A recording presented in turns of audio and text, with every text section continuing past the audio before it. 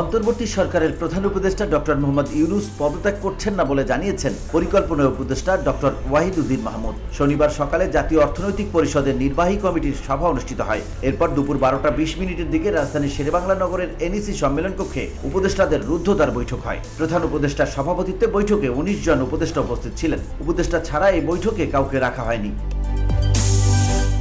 বৈঠক শেষে পরিকল্পনা উপদেষ্টা ওয়াহিদুদ্দিন মাহমুদ বলেন, প্রধান উপদেষ্টা পদত্যাগ করছেন না, তিনি চলে যাবেন বলেননি, তিনি অবশ্যই থাকছেন। আমাদের উপর অর্পিত দায়িত্ব বড় দায়িত্ব, এই দায়িত্ব ছেড়ে আমরা যেতে পারবো না। আমরা যে কাজ করছি এবং এসব কাজ করতে গিয়ে প্রতিবন্ধকতা সৃষ্টি হচ্ছে, আমরা সবাই প্রতিবন্ধকতা চিহ্নিত করেছি, এখন সেগুলো সমাধান করে আমাদের উপর অর্পিত দায়িত্ব পালন করব। এদিকে রিজওয়ানা হাসান বলেন, আমরা সংস্কার নিয়ে কথা বলেছি, কে কোন কথা কোথায় বলবো সেসব আলোচনা হয়েছে।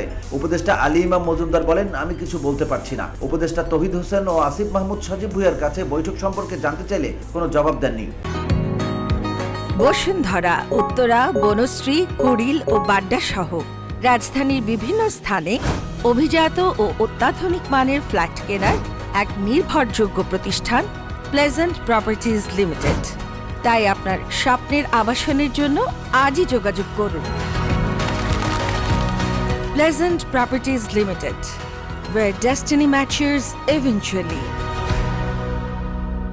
প্রধান উপদেষ্টা অধ্যাপক ইউনূস গত বৃহস্পতিবার অন্য উপদেষ্টাদের সঙ্গে এক অনির্ধারিত বৈঠকে তার পদত্যাগের ভাবনার কথা বলেছেন। বিভিন্ন পক্ষের প্রতিবন্ধকতার পাশাপাশি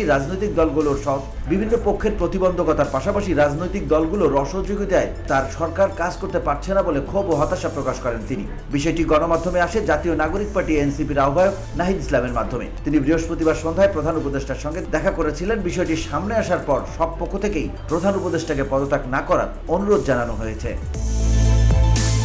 ভিওডি বাংলা নিউজ ডেস্ক।